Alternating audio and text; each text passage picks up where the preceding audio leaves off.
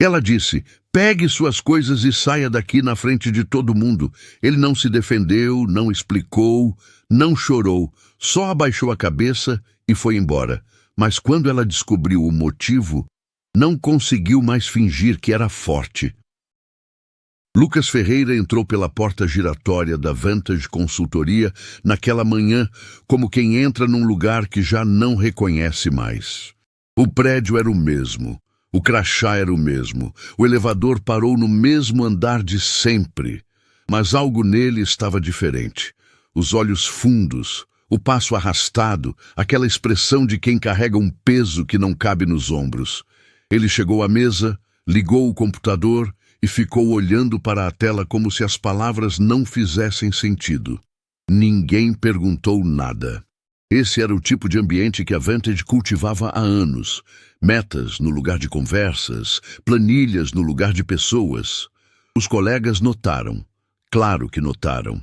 Fernanda, que sentava a 2 lugares de distância, olhou para ele por alguns segundos e desviou o olhar. Marcelo, do outro lado da sala, franziu a testa e voltou para o monitor. Todo mundo viu. Ninguém falou.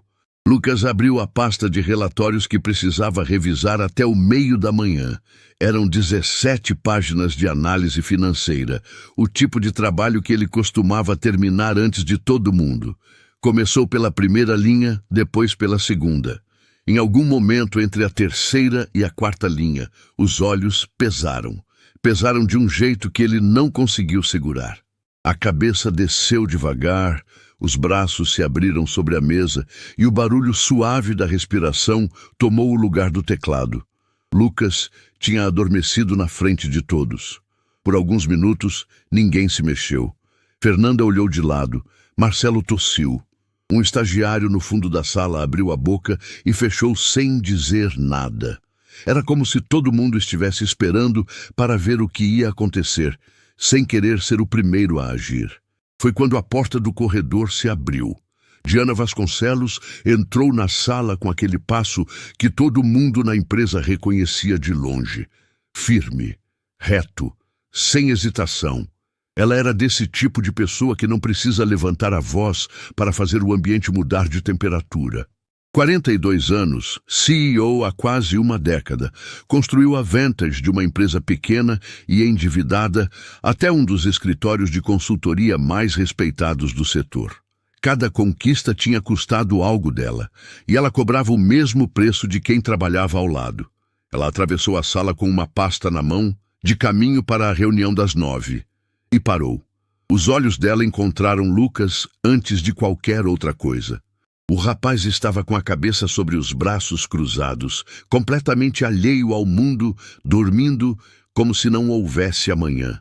A pasta bateu suave na lateral da coxa de Diana. Ela ficou parada por 3 segundos. 3 segundos que pareceram 3 minutos para todo mundo que estava olhando. Então, ela se aproximou. A sala inteira travou. Fernanda parou de digitar. Marcelo empurrou a cadeira para trás de forma quase imperceptível. Os 3 diretores, que vinham logo atrás de Diana, Tomás, Cláudio e Rodrigo, pararam na entrada da sala, observando. E Ibrahim Santos, o conselheiro que havia chegado mais cedo para uma reunião extraordinária, ficou parado junto à janela, os braços cruzados, o rosto fechado. Diana se inclinou levemente sobre a mesa e falou com uma voz baixa. Lucas. Nada. Lucas. Dessa vez mais firme, ele acordou com um salto, desorientado, olhando ao redor sem entender onde estava por um segundo. Quando os olhos focaram e ele viu Diana a centímetros do rosto dele, a cor saiu completamente do rosto. Senhora Diana, Ele começou. Não! Ela se endireitou, cruzou os braços. Olhou para ele de um jeito que não deixava espaço para explicação. Isso aqui é um ambiente de trabalho. Não é quarto, não é sala de descanso, não é lugar para quem não tem condições de estar aqui. Lucas abriu a boca. Fechou. Pegue suas coisas e saia daqui. A frase caiu na sala como uma pedra. Fernanda olhou para a mesa. Marcelo fechou os olhos por um segundo. O estagiário, no fundo, segurou a respiração. Lucas não discutiu. Não levantou a voz. Não pediu desculpa com palavras longas, nem tentou se explicar. Ele apenas olhou para Diana por um momento. Um olhar que não tinha raiva, que não tinha súplica, que tinha algo muito mais pesado do que qualquer uma dessas coisas. E abaixou a cabeça. Começou a recolher os pertences devagar. Um caderno, uma caneca com o nome dele que a mãe tinha dado de presente quando ele foi contratado. Uma foto pequena guardada embaixo do teclado que ninguém nunca tinha visto de perto. Ele colocou tudo numa caixinha de papelão que pegou embaixo da mesa, com aquela calma de quem já não tem mais energia nem para o desespero. Diana virou as costas antes mesmo de ele terminar. Rodrigo deu um passo à frente, como se fosse falar, e recuou quando Diana passou por ele sem olhar. Tomás acompanhou a cena com os olhos semicerrados, processando cada detalhe.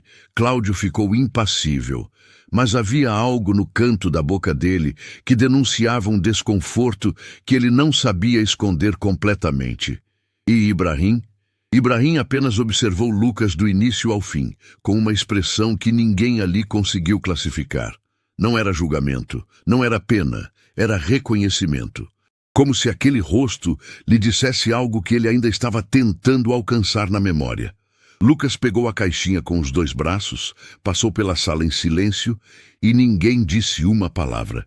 Nem tchau, nem boa sorte, nem um olhar de apoio. O ambiente corporativo tinha feito o que sempre faz, transformado gente em estátua. Ele entrou no elevador sozinho. As portas fecharam. E só quando o painel mostrou que o elevador tinha chegado ao térreo, Fernanda soltou o ar que estava segurando e sussurrou para ninguém em especial. Algo estava muito errado com ele hoje. Marcelo não respondeu, mas concordou por dentro.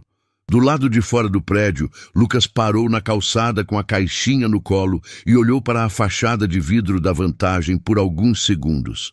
O sol da manhã batia forte, o trânsito corria ao fundo e a cidade seguia em frente como se nada tivesse acontecido.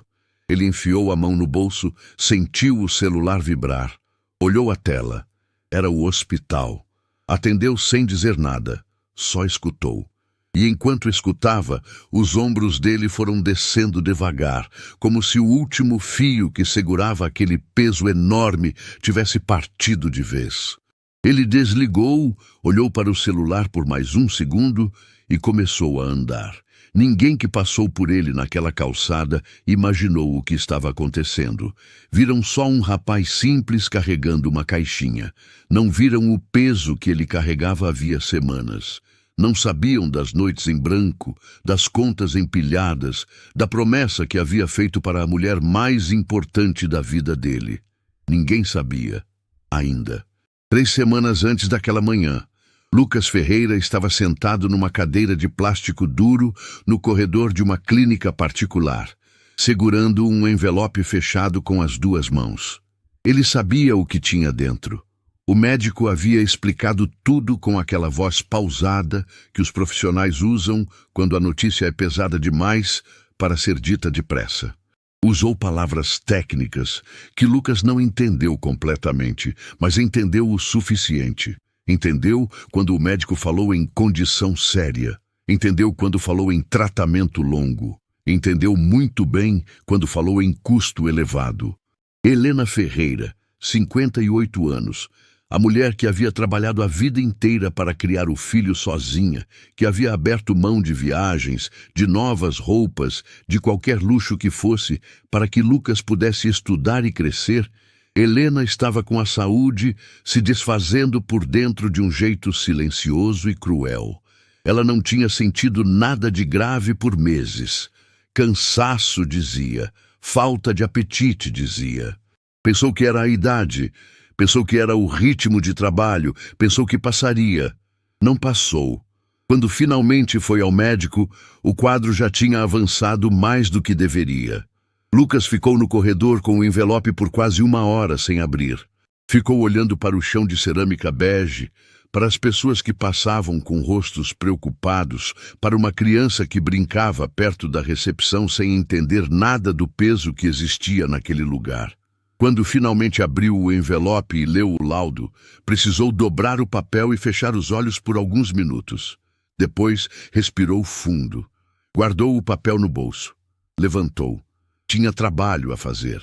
Essa era a natureza de Lucas. Não era o tipo de pessoa que desmorona em público, que liga para todo mundo pedindo apoio, que posta nas redes sociais esperando consolo. Era o tipo que engole, que organiza, que vai atrás. A mãe havia ensinado isso sem precisar dizer em palavras. Ensinava pelo exemplo, toda vez que acordava cedo para trabalhar sem reclamar, toda vez que colocava o prato de comida na frente do filho antes de servir o dela, toda vez que sorria, mesmo quando estava exausta. Lucas não ia desmoronar. Não enquanto ela precisasse dele. O problema era o dinheiro. O tratamento que Helena precisava não era simples nem barato. A clínica particular que o médico indicava tinha um protocolo específico, com acompanhamento regular, procedimentos periódicos e medicações contínuas que precisavam ser compradas todo mês, sem interrupção. O plano de saúde dela cobria uma parte. Só uma parte. O restante caía direto no bolso, e o bolso de Lucas, com o salário de analista júnior da Vantage, não tinha fundo suficiente para absorver aquele impacto sem sentir. Ele fez as contas naquela mesma noite, sentado na mesa da cozinha do apartamento pequeno que dividia com a mãe. Pegou uma folha de papel, escreveu os valores, somou, subtraiu, reorganizou. Fez de 3 formas diferentes, esperando que o resultado mudasse. Não mudou. O buraco era real. Então começou a pensar em soluções. A primeira foi cortar tudo que fosse possível cortar. Cancelou o serviço de streaming que usava para relaxar depois do trabalho. Parou de pedir comida. Passou a ir para o trabalho de ônibus em vez de aplicativo. Mesmo quando chovia, mesmo quando o trajeto levava o dobro do tempo. Deixou de comprar qualquer coisa que não fosse estritamente necessário. A geladeira foi ficando mais simples. O guarda-roupa foi ficando mais parado. Ainda não era suficiente. A segunda solução foi vender o que tinha de valor. Um notebook que havia comprado com o primeiro salário. Um par de tênis que havia guardado com cuidado por anos. Um relógio que o pai havia deixado para ele antes de ir embora de vez. Esse foi o mais difícil. Lucas ficou segurando o relógio por quase meia hora antes de colocar no site de vendas. Fechou o anúncio sem ler de novo. Ainda não era suficiente. A terceira solução foi a que mais custou ao orgulho. Um empréstimo. Não com banco, porque o processo era lento e as parcelas pesadas demais. Foi com uma cooperativa de crédito que um colega havia mencionado de passagem meses atrás. A taxa era razoável, o prazo era aceitável e o dinheiro caiu na conta em 2 dias. Lucas olhou para o saldo e sentiu um alívio que durou exatamente o tempo necessário para pagar a primeira fatura do tratamento. Depois disso, o alívio passou e a pressão voltou dobrada. Porque agora ele tinha o tratamento da mãe para bancar todo mês e uma dívida nova para pagar por cima. A conta não fechava, precisava de mais renda. Foi quando ele começou a pegar trabalhos extras à noite. Não contou para ninguém na Vantage. Não contou para Fernanda, com quem trocava algumas palavras durante o expediente. Não contou para Marcelo. Não chegou perto de contar para Rodrigo, o diretor de RH, que tinha um jeito de transformar qualquer informação pessoal em dado administrativo. Na empresa, Lucas continuava sendo o analista júnior quieto e competente que entregava tudo no prazo. Por fora, estava se desmontando peça por peça. As noites viraram outra rotina. Terminava o expediente na Vantage, pegava o ônibus, chegava em casa, jantava alguma coisa rápida e abria o computador para o segundo trabalho. Análises financeiras freelancer para pequenas empresas que não tinham estrutura para contratar alguém fixo. Era um trabalho que ele fazia bem, que pagava razoavelmente, mas que exigia horas. Horas que vinham de onde só havia uma fonte disponível: o sono. Dormia 3, 4 horas por noite. Às vezes menos. Durante as primeiras semanas, o corpo ainda aguentou. A juventude tem essa crueldade de deixar a pessoa achar que está bem quando não está. Lucas chegava ao trabalho cansado, mas funcional. Entregava os relatórios, participava das reuniões, respondia os e-mails. Quem olhasse de fora via um funcionário normal. Quem olhasse de perto, de verdade de perto, talvez visse os olhos um pouco mais fundos, a resposta um pouco mais lenta, o sorriso que foi sumindo sem que ninguém registrasse a ausência. Mas ninguém olhou de perto. Nesse tempo todo, o estado de Helena foi oscilando. Havia dias bons, em que ela ficava sentada na sala, assistindo televisão e conversando com o filho sobre coisas simples. Uma receita que queria tentar, uma vizinha que havia passado para cumprimentar, um programa que tinha gostado. Nesses dias, Lucas conseguia respirar. Ficava sentado ao lado dela no sofá e por alguns minutos o peso diminuía. Mas havia os outros dias.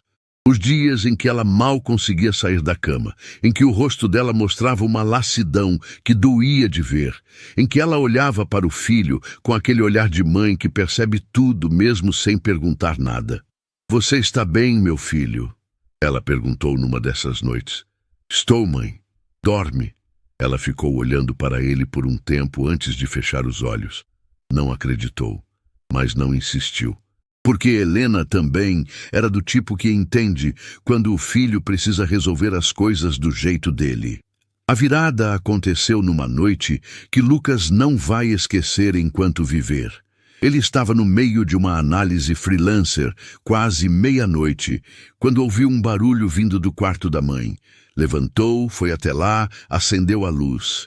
Helena estava acordada, sentada na cama, com uma expressão que ele nunca tinha visto nela. Não era dor exatamente.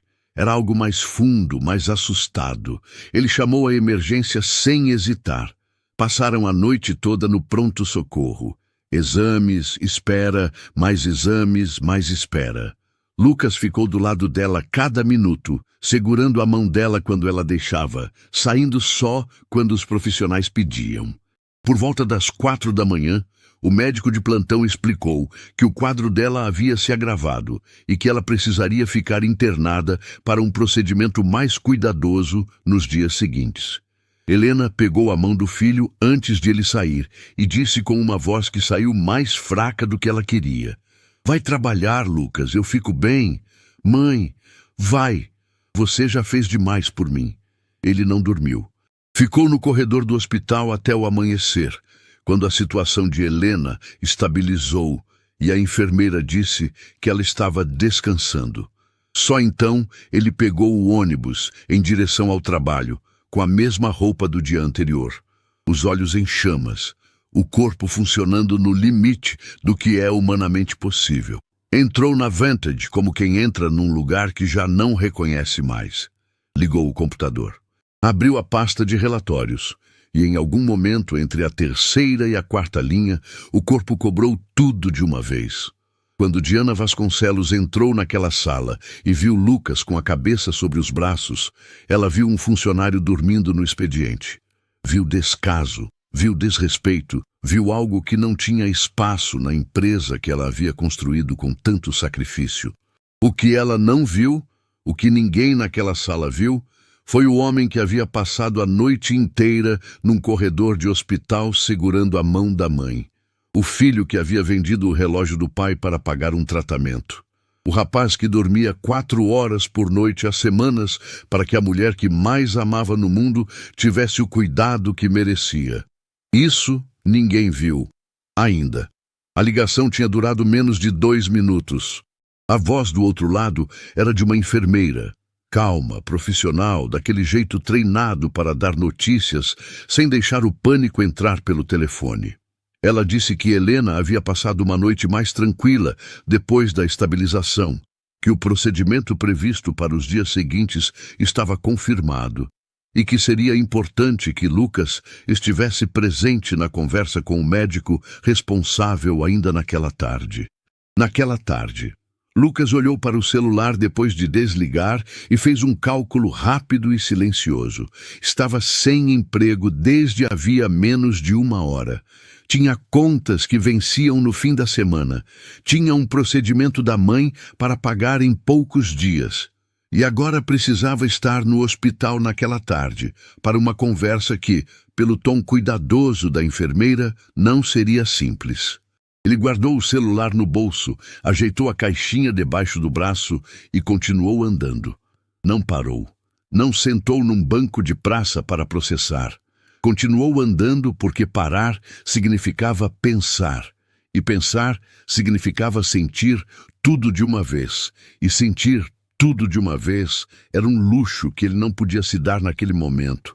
Dentro da Vantage, o silêncio que Lucas havia deixado para trás durou menos do que se esperava.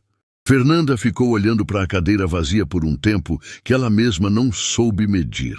Havia algo naquela cadeira que a incomodava de um jeito físico, concreto, como um dente que dói mais quando a língua toca. Ela tentou voltar para o trabalho. Abriu a planilha, moveu o cursor, não leu nada. A frase que havia saído da própria boca ainda ecoava. Algo estava muito errado com ele hoje. Não era de hoje. Esse foi o pensamento que chegou devagar e pousou com peso. Não era de hoje. Fernanda começou a lembrar. Lembrou que havia pelo menos 2 semanas que Lucas chegava com aquela expressão fechada, os olhos que demoravam a focar, a caneca de café que ficava cheia na mesa porque ele esquecia de tomar. Lembrou de uma tarde em que ele havia saído correndo do trabalho, sem explicar para onde ia, voltando 40 minutos depois, com aquele jeito de quem acabou de passar por algo difícil e não quer que ninguém pergunte. Lembrou de ter pensado em perguntar se estava tudo bem. Não tinha perguntado.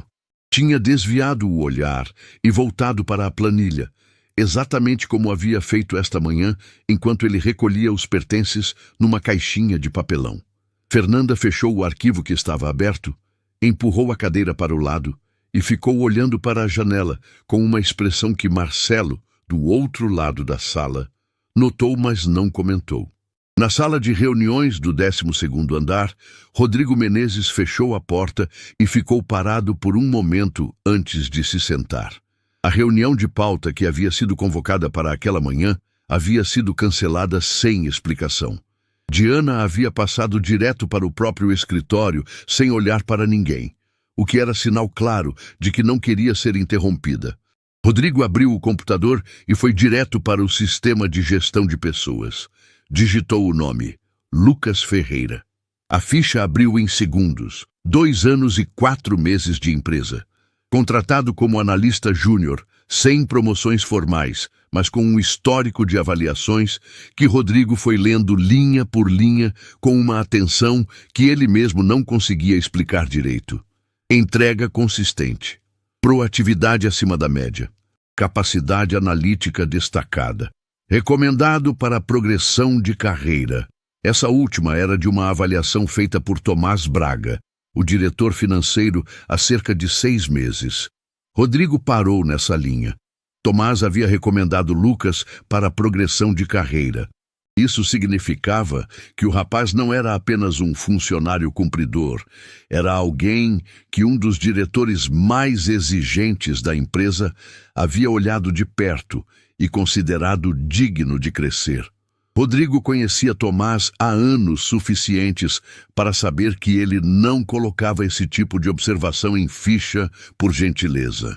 Ele pegou o telefone e discou para a sala de Tomás. Tomás Braga estava com a porta entreaberta quando o telefone tocou. Atendeu no segundo toque, ouviu Rodrigo do outro lado e disse apenas, "Sobe aqui." Quando Rodrigo entrou, Tomás já tinha algo aberto na tela. Não era o sistema de gestão de pessoas, era uma pasta de projetos, especificamente o relatório de auditoria interna que havia sido concluído havia cerca de 4 meses. Tomás apontou para a tela sem rodeios. "Você lembra desse relatório?" Rodrigo se aproximou. "O da auditoria do 3º trimestre? Lembra quem identificou a inconsistência nos repasses da conta auxiliar antes de qualquer outra pessoa?" Rodrigo franziu a testa. Foi um analista do financeiro, se não me engano. Foi Lucas Ferreira. Tomás se recostou na cadeira.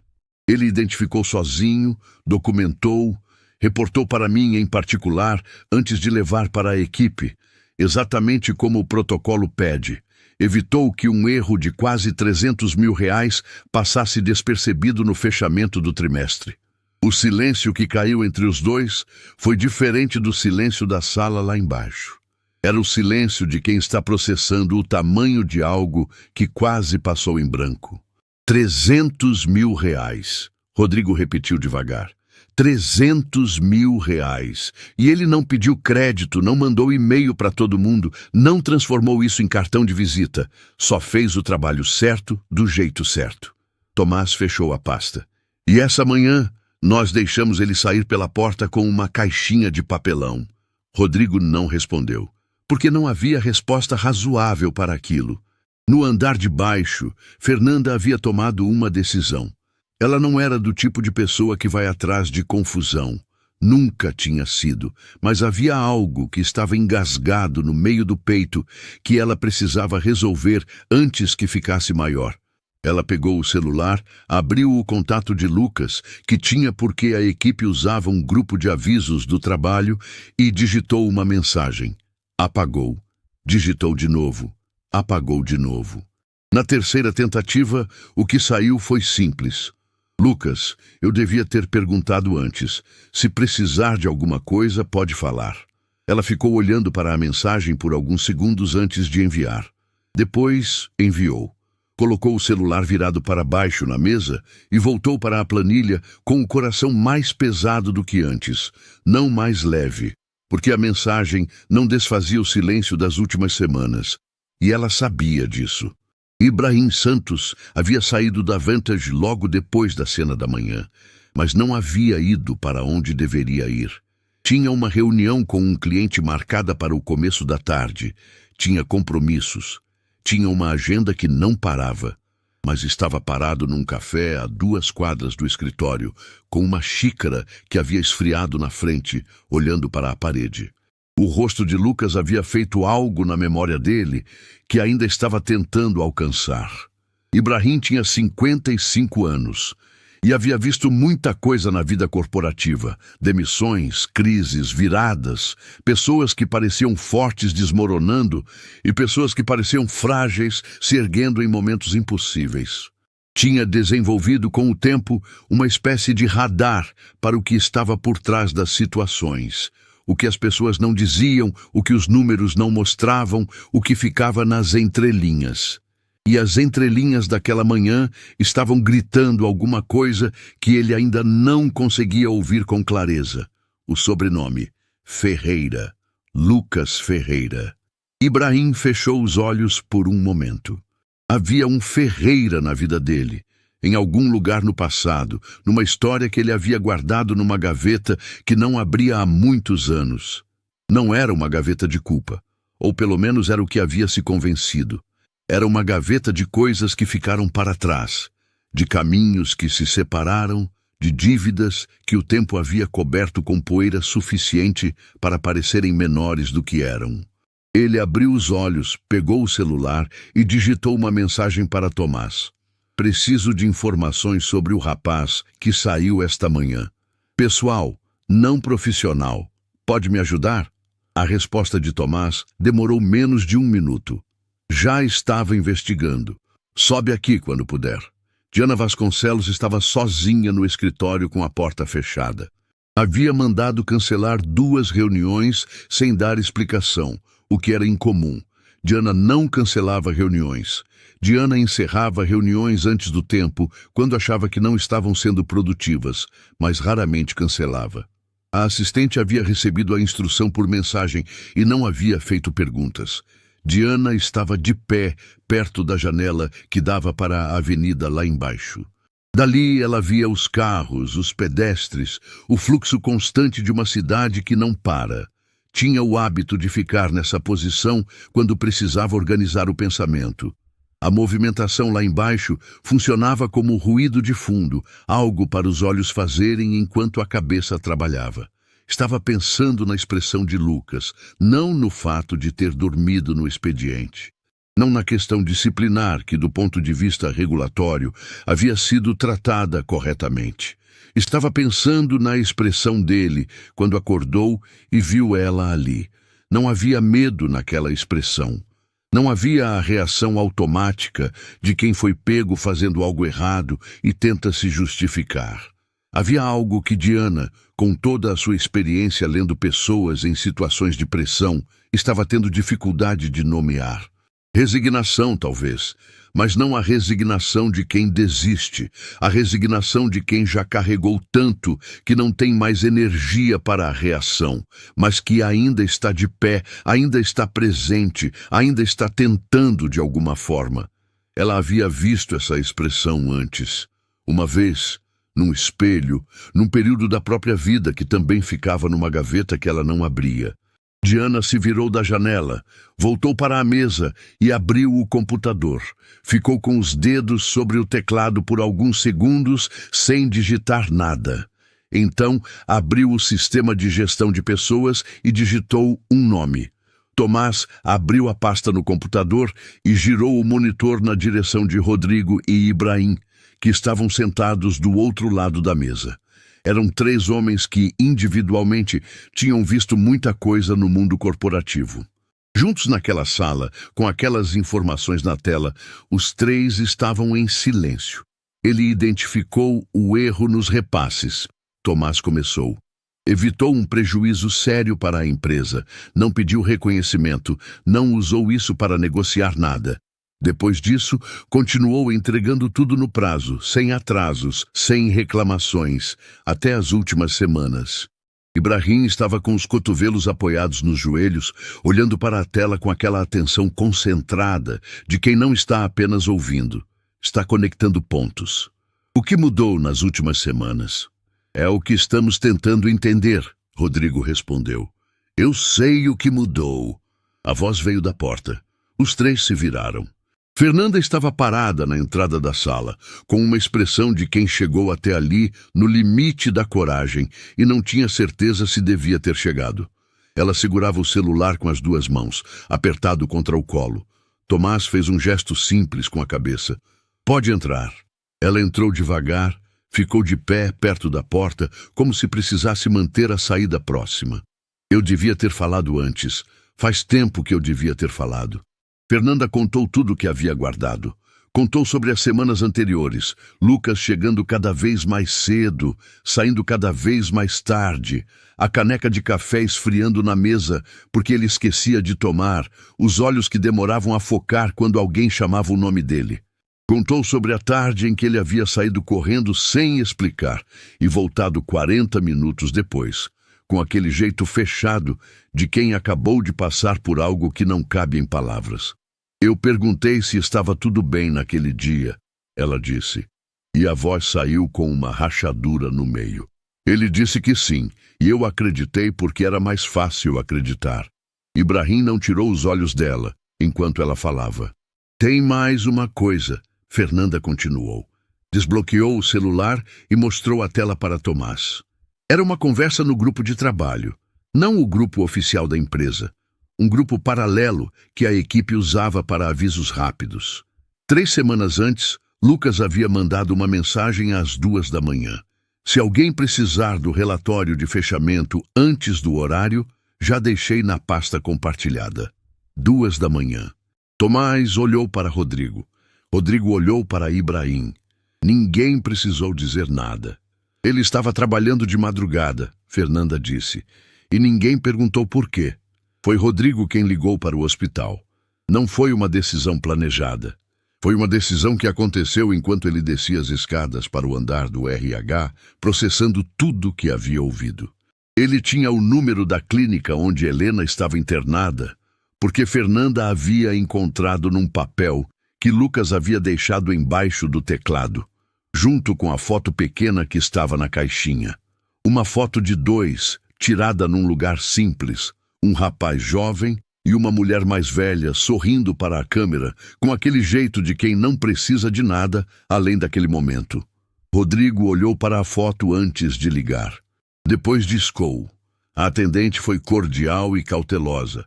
Não fornecia informações sobre pacientes para pessoas não identificadas como familiares.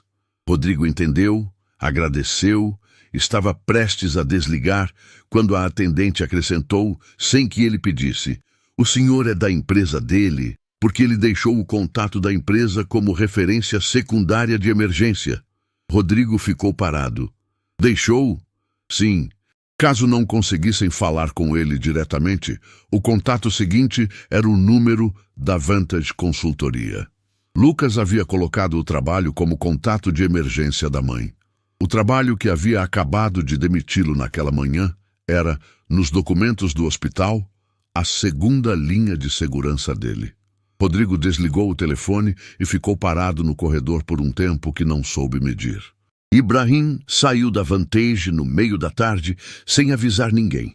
Pegou o carro, colocou o endereço do hospital no GPS e dirigiu em silêncio. Não ligou o rádio. Não atendeu as 2 ligações que entraram durante o trajeto.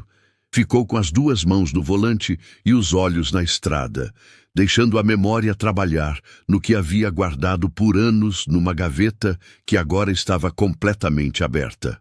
O sobrenome Ferreira havia chegado até ele de uma forma que não era coincidência. Ibrahim não acreditava em coincidências desse tamanho. Havia um Roberto Ferreira na história da vida dele.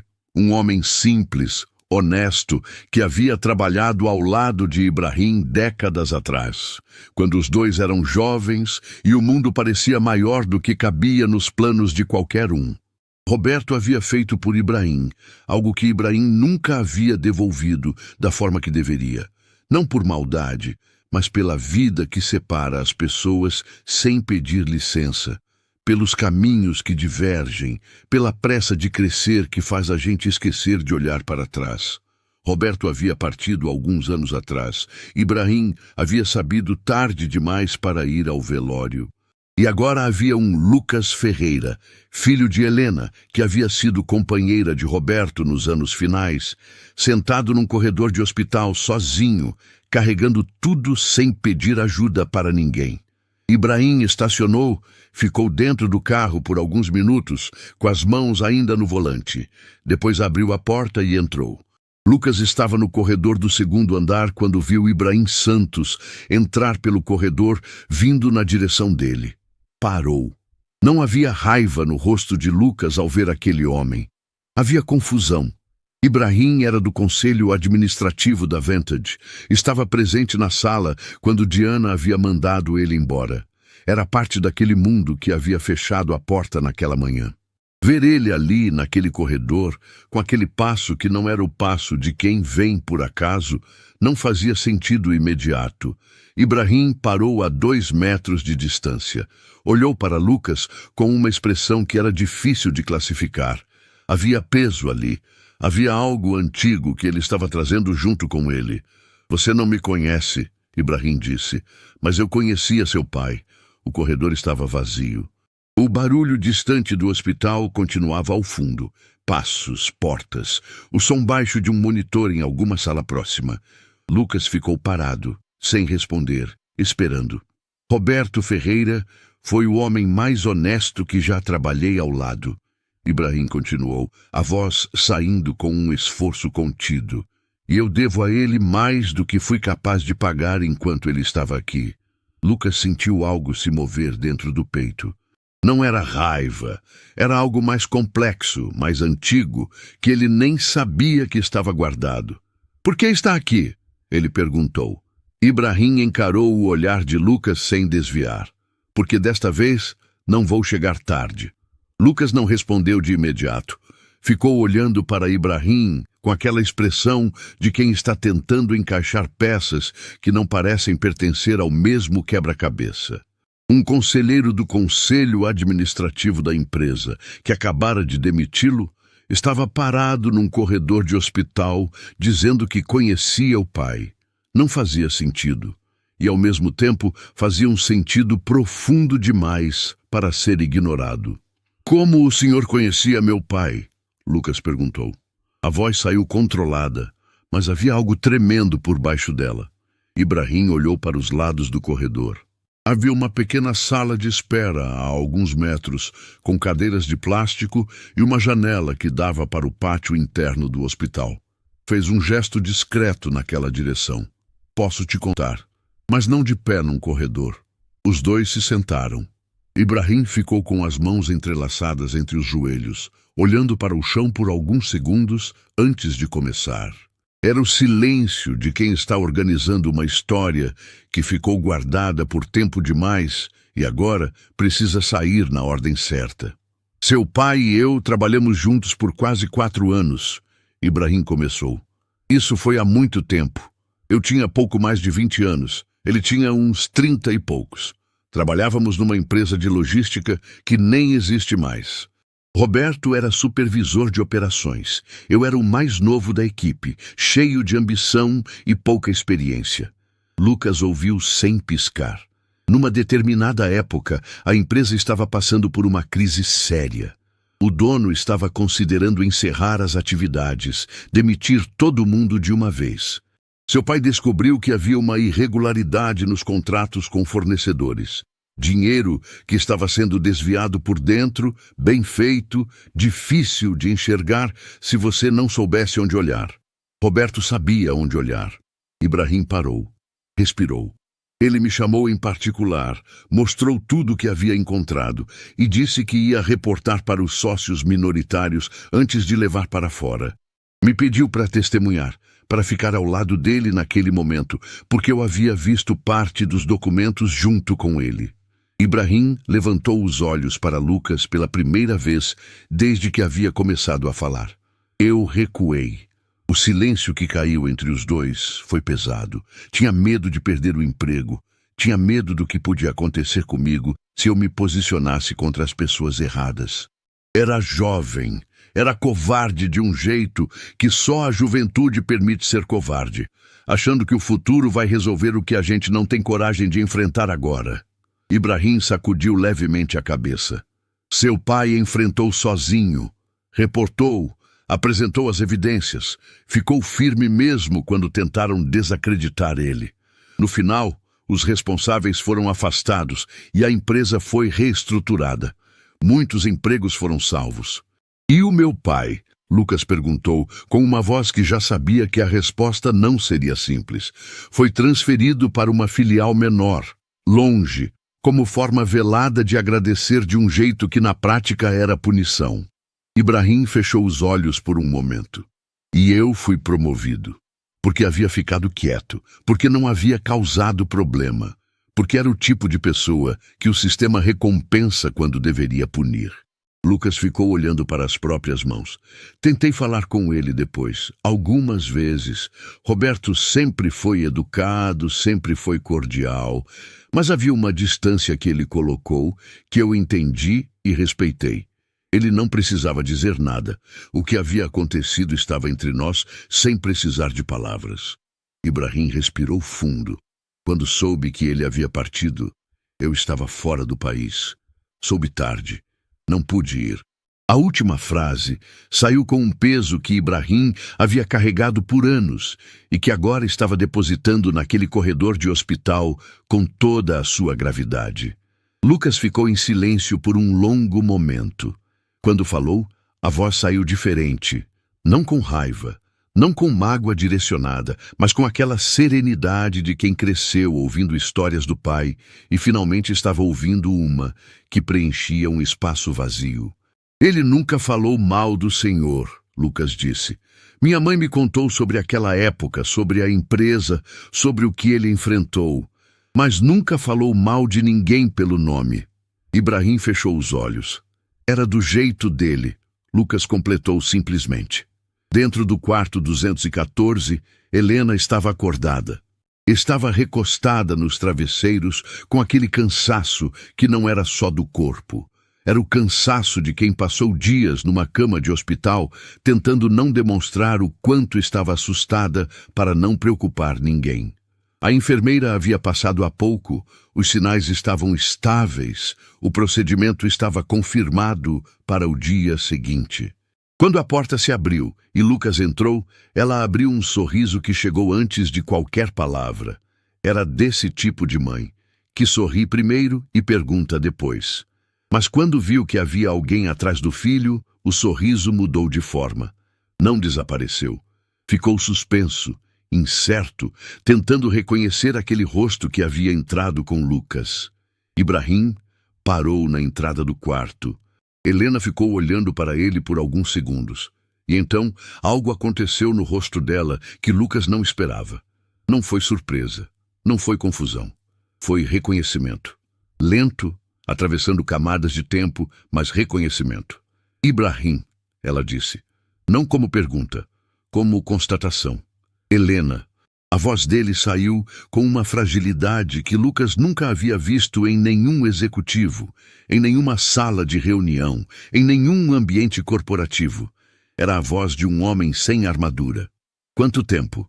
Tempo demais, ela respondeu. E havia perdão nessas duas palavras que Ibrahim não havia pedido e que ela havia decidido dar antes mesmo que ele chegasse. Porque Helena era desse tipo. Porque Roberto havia sido desse tipo. E Lucas estava no meio dos dois, sentindo o peso bonito e doloroso de entender de onde vinha. Ibrahim se aproximou devagar, parou ao lado da cama e ficou olhando para ela com aquela expressão de quem tem muito a dizer e não sabe por onde começar. Vim tarde demais uma vez, ele disse. Não vim tarde desta vez. Helena olhou para o filho, depois para Ibrahim e depois para o filho de novo. Ele te contou? Contou, Lucas respondeu. Seu pai ia gostar de saber que vocês dois estão aqui juntos. Ela disse isso com uma simplicidade que partiu o quarto ao meio, emocionalmente.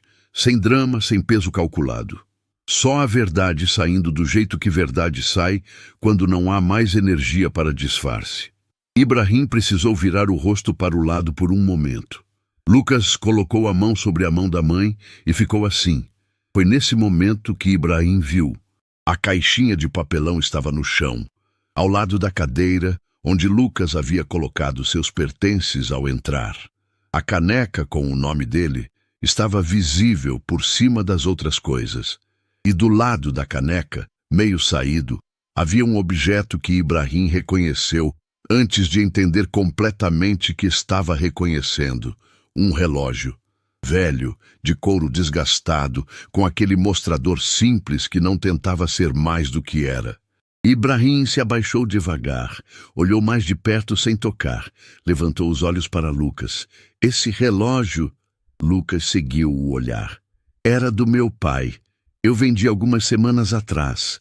O comprador ainda não havia buscado, então ainda estava com a minha vizinha que guardou para mim. Eu sei de onde vem esse relógio, Ibrahim disse. Lucas franziu a testa. Quem você acha que deu esse relógio para Roberto? O quarto ficou em silêncio absoluto. Helena fechou os olhos. Lucas olhou para o relógio, depois para Ibrahim, tentando processar mais uma camada de uma história que havia começado décadas antes de ele existir. Era um presente, Ibrahim disse, a voz saindo baixa. Dei para ele no dia em que ele foi transferido. Porque não tive coragem de fazer o que devia ter feito. Então dei o que tinha de mais valor naquele momento. Achei que resolvia alguma coisa. Ele parou. Não resolvia nada. Mas ele ficou com o relógio assim mesmo. Porque era do jeito dele. Lucas repetiu pela segunda vez naquela tarde. Ibrahim assentiu. Tinha água nos olhos que ele não estava tentando esconder. O celular de Lucas vibrou. Era uma mensagem de Rodrigo Menezes. Lucas, preciso falar com você. É urgente. Tem coisas que você precisa saber sobre o que está acontecendo aqui dentro. Lucas leu, mostrou para Ibrahim sem dizer nada. Ibrahim leu, ficou sério. Pegou o próprio celular e discou para Tomás. A conversa foi curta. Ibrahim ouvindo mais do que falando. Respondendo com monossílabos, o rosto ficando mais fechado a cada segundo. Quando desligou, ficou parado por um momento. Diana leu a ficha toda, ele disse para Lucas. Tomás disse que ela cancelou todas as reuniões da tarde e não atendeu ninguém. Cláudio foi até o escritório dela e ela mandou ele embora pela primeira vez em anos. Lucas não respondeu. Ela vai agir, Ibrahim disse, não como previsão, como certeza. Não precisa, Lucas respondeu, e havia algo na voz dele que não era amargura nem indiferença. Era uma clareza dura e honesta. Eu não voltaria para um lugar que me tratou daquele jeito. Não é sobre orgulho, é sobre o que uma pessoa sabe que merece. Ibrahim olhou para ele por um longo momento. Havia algo naquela frase que soava exatamente como Roberto Ferreira. Aquela dignidade quieta que não precisa de audiência para existir. Não é sobre voltar para o mesmo lugar, Ibrahim disse devagar. É sobre o que vem depois disso. Helena abriu os olhos e olhou para o filho com aquela expressão de mãe que sabe antes de saber. Lucas, ele olhou para ela. Deixa a vida fazer o que ela precisa fazer, ela disse simplesmente. Você já carregou o suficiente sozinho. Lucas ficou olhando para a mãe. Depois olhou para a caixinha no chão. A caneca, a foto, o relógio que havia voltado para as mãos dele, sem que ele tivesse planejado. 3 objetos pequenos que contavam uma história maior do que qualquer relatório, qualquer ficha de funcionário, qualquer decisão tomada numa sala de reunião com piso de mármore.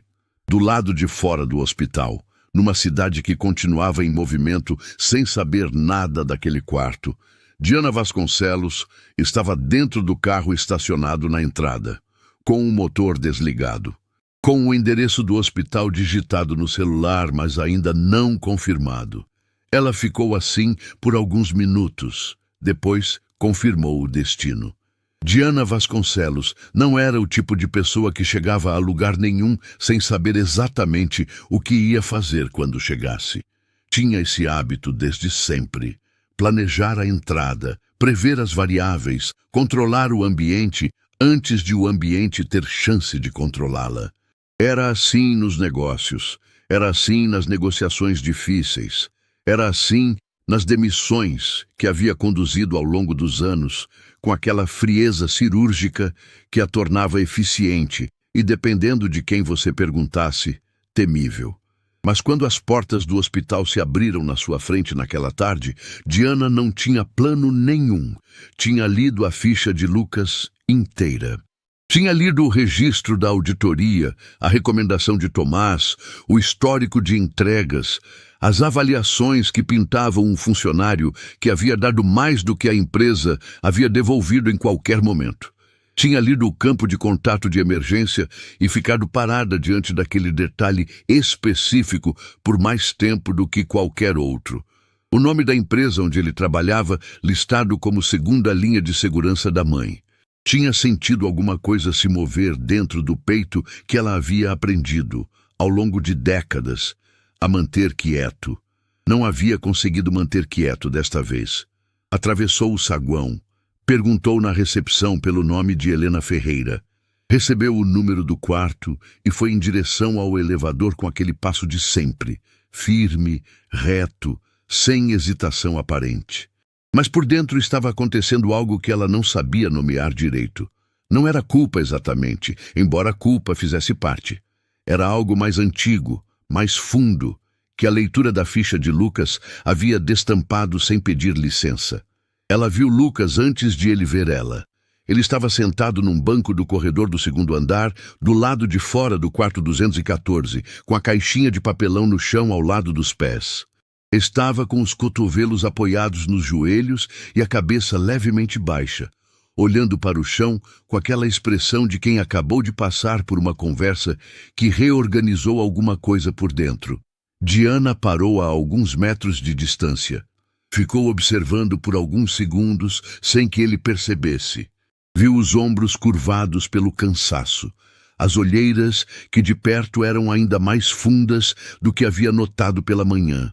As mãos que seguravam o celular sem fazer nada com ele.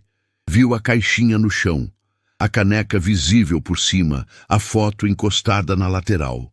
E por uma fração de segundo, Diana Vasconcelos não viu um funcionário que havia dormido no expediente. Viu um filho. Lucas levantou os olhos e a encontrou parada ali. O rosto dele não mudou de forma dramática. Não houve susto, não houve raiva acesa. Houve apenas um enrijecimento sutil, aquela postura de quem se prepara para mais uma coisa difícil num dia que já tinha sido difícil demais. Diana deu os passos que faltavam e parou a uma distância razoável, não muito perto, não tão longe que parecesse recuo. "Lucas", ela disse. "Senhora Diana." A voz saiu neutra, educada, com uma distância que era justa e que ela sabia que havia construído com as próprias mãos naquela manhã. Diana ficou em pé por um momento. Depois fez algo que ninguém que trabalhava com ela havia visto nos últimos anos. Puxou a cadeira plástica que estava encostada na parede e sentou, sem calcular a imagem, sem pensar em postura ou autoridade. Sentou porque de pé não conseguiria dizer o que havia ido dizer. "Eu li sua ficha", ela começou. "Eu sei", ele respondeu. "Rodrigo me avisou. Então você sabe o que eu encontrei. Sei o que está documentado." Diana olhou para ele. "A auditoria do terceiro trimestre, os R$300.000, a recomendação de Tomás." Fez uma pausa. "O campo de emergência." Lucas não respondeu. Olhou para a caixinha no chão por um momento, depois voltou o olhar para a frente. "Você colocou a empresa como contato de emergência da sua mãe", Diana disse, e havia algo na voz dela que não era mais a voz da CEO. Era a voz de alguém que foi atingido por um detalhe pequeno de uma forma que não havia previsto. Mesmo passando pelo que estava passando, mesmo carregando tudo isso sozinho. "Era o contato que eu tinha disponível durante o horário comercial", Lucas disse simplesmente. A simplicidade da resposta foi mais pesada do que qualquer acusação. Diana ficou em silêncio por alguns segundos. Quando voltou a falar, a voz saiu diferente, mais lenta, mais cuidadosa, como se estivesse escolhendo cada palavra, não para causar efeito, mas para ser honesta de um jeito que custava alguma coisa. "Eu errei esta manhã." Lucas virou o rosto para ela. "Não errei o procedimento", ela continuou. "Do ponto de vista regulatório, o que fiz estava dentro do que é permitido, mas errei como pessoa." Parou. "Eu vi um funcionário dormindo e não perguntei nada. Não perguntei por quê, não perguntei o que estava acontecendo, não dei espaço para nenhuma explicação, só agi." "A senhora construiu uma empresa que não deixa espaço para explicações", Lucas disse, não com raiva. Com uma honestidade direta que Diana reconheceu porque era o mesmo tipo de honestidade que ela usava quando usava contra os outros. "Eu sei", ela respondeu, e não se defendeu. Ibrahim abriu a porta do quarto 214 nesse momento e viu os dois no corredor. Avaliou a cena num segundo, fechou a porta com cuidado e ficou parado sem se aproximar, lendo o ambiente com aquela habilidade de quem passou décadas em salas onde o que não é dito importa tanto quanto o que é. Diana viu Ibrahim, mas não desviou de Lucas. "Você salvou a empresa num momento em que a empresa nem sabia que precisava ser salva", ela disse. "E eu nunca soube, ou soube e não registrei da forma que deveria." Respirou. "Isso não é aceitável." "Eu não fiz para ser reconhecido", Lucas respondeu. "Eu sei. E é exatamente isso que torna o que aconteceu esta manhã ainda mais difícil de justificar." Lucas olhou para ela por um longo momento. Havia algo naquele olhar que não era perdão ainda. Era avaliação. O tipo de olhar de quem aprendeu da forma mais dura a medir se as palavras das pessoas correspondem a alguma coisa real. "Por que a senhora veio até aqui?" ele perguntou. Diana poderia ter dado uma resposta corporativa. Poderia ter falado em responsabilidade institucional, em revisão de decisão, em processo de reintegração. Tinha todas essas respostas disponíveis. Eram respostas que ela conhecia de cor. Não usou nenhuma delas. "Porque li sobre sua mãe e precisava olhar para você e dizer pessoalmente que errei", ela respondeu. Sem câmera, sem testemunha, sem ata de reunião. Só isso. O corredor ficou quieto. Ibrahim, do lugar onde estava, abaixou a cabeça. Foi Lucas quem quebrou o silêncio. E o que ele disse não foi o que Diana esperava ouvir. Não foi o que Ibrahim esperava. Não foi o que nenhuma das variáveis que Diana costumava calcular teria previsto. Minha mãe está acordada, Lucas disse. Se a senhora quiser conhecê-la... Diana ficou parada. Ela vai querer saber quem veio até aqui, ele completou. Ela sempre quis saber as pessoas por trás das histórias. Diana olhou para a porta do quarto 214. Para a madeira simples, o número de metal, a pequeníssima janela de vidro fosco. Depois olhou para Lucas com uma expressão que, para quem conhecia Diana Vasconcelos há anos, seria irreconhecível, porque era a expressão de alguém que foi desarmado completamente e não estava tentando se rearmar. Ela assentiu. Lucas se levantou, pegou a caixinha do chão e abriu a porta. Helena estava recostada nos travesseiros quando os três entraram. Olhou para Lucas primeiro, com aquele sorriso de antes. Depois olhou para a mulher que entrou atrás dele e Helena Ferreira, que havia passado décadas lendo pessoas com a precisão silenciosa de quem sobreviveu a muita coisa, ficou olhando para Diana por alguns segundos. Então disse, com uma voz suave e direta, "Você é a moça que mandou meu filho embora esta manhã." Não era acusação. Era só a verdade colocada no lugar onde a verdade precisa estar para que qualquer conversa real possa começar. Diana ficou parada na entrada do quarto, com a resposta presa na garganta pela primeira vez em muito tempo. E as lágrimas, que ela havia segurado a manhã inteira, a tarde inteira, a vida inteira, não seguraram mais. Alguns dias depois, a Vantage Consultoria acordou diferente. Não era uma diferença que dava para tocar ou medir em planilha. Era o tipo de diferença que se sente no ar de um lugar quando algo importante passou por ele e deixou marca. As pessoas chegavam, ligavam os computadores, trocavam bom dia. Mas havia algo nos olhos de quem havia estado na sala naquela manhã que não voltou ao que era antes. Fernanda Luz chegou mais cedo do que de costume. Sentou na cadeira, olhou para a mesa ao lado, a cadeira de Lucas ainda vazia, e ficou assim por alguns minutos antes de ligar o computador. Havia carregado aquela culpa por dias, acordado de madrugada pensando na mensagem que havia enviado tarde demais, nas semanas em que havia desviado o olhar quando deveria ter perguntado. A culpa não havia sumido, mas havia se transformado em algo que ela ainda estava aprendendo a usar. Uma atenção nova, uma presença que antes ela economizava sem perceber. Marcelo chegou logo depois, viu Fernanda olhando para a cadeira vazia e não disse nada. Só colocou uma mão rápida no ombro dela ao passar. Foi o suficiente. Cláudio Esteves estava na sala de reuniões do 12º andar quando Lucas entrou. Não havia mais ninguém.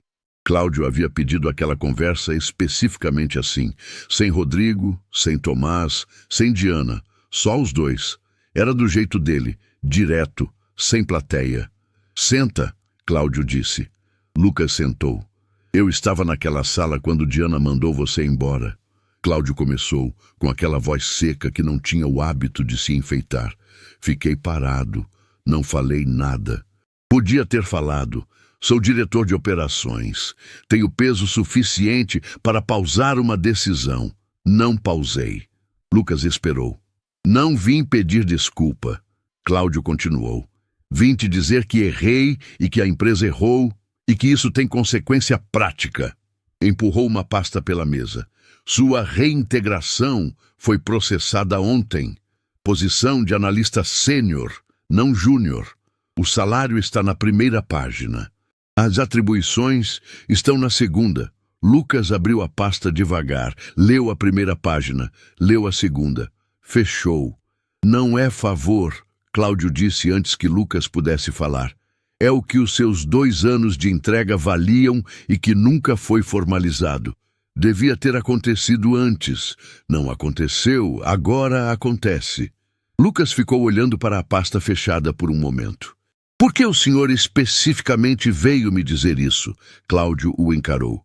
"Porque fui o único que ficou calado naquela sala e que ainda não havia olhado nos seus olhos desde então. Foi a resposta mais longa que Cláudio Esteves havia dado para qualquer assunto pessoal em anos. E foi exatamente suficiente. Diana estava de pé, perto da janela do próprio escritório, quando Lucas chegou. Ela se virou quando ele entrou. E por um momento, os dois ficaram parados sem falar. Duas pessoas que haviam se visto num corredor de hospital alguns dias antes de um jeito que nenhum dos dois havia planejado e que havia mudado alguma coisa que não tinha nome corporativo. "Como está sua mãe?" Diana perguntou. "Respondendo bem", Lucas respondeu. "O procedimento correu bem. Deve ter alta na semana que vem." Diana assentiu.